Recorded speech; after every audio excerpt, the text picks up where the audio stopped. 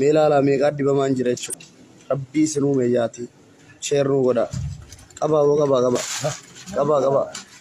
Maraata haadha jechuun rabbii sinuu saadha meeqaan maraata as keessatti du'aan as keessatti nurraa gadi hin baafamu. Wallaahi laazim nu bira namni lama du'e namni nurraa gabbaasu dhabame jechuudha. Nu bira buleetti heera nu bira ooluun nu biraa gabbaasan jechuudha. Nyaanni taatu yeroo nuun dhufu haa dhufullee nuun ga'u jechuudha. Cilfaa tokko waan akka cilfaa tokko nama 10 nyaanna jechuudha. Rabbii sinuu sodaadhaa sheerruu godha. Sheerruu godha rabbii sinuu sodaadhaa sheer godha. Sheer godha rabbii sinuu sodaadhaadha.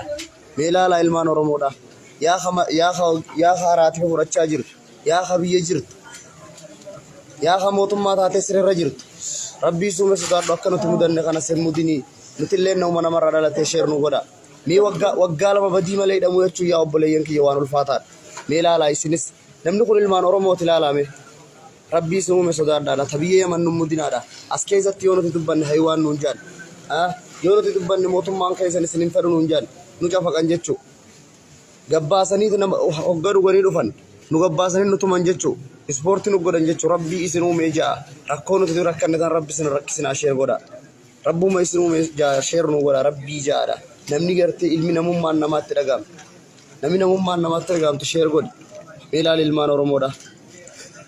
Laalmee waa jaalateetii miti. Numa fedha rahaa isin feetan kana rahaa namuu fedhu kana numa fedha.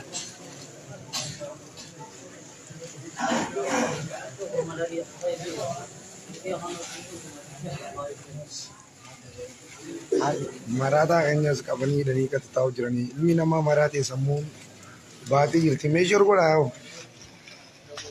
namni tokko jaalatee liibii waraabu inni mara kanneen sheer godhaa.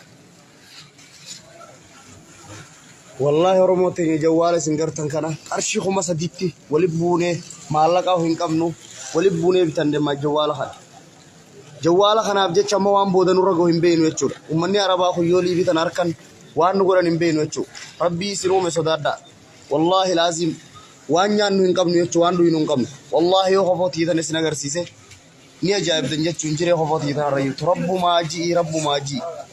Rabbumaa ja'a. Assalamualaikum warahmatullahi wabarakatuh.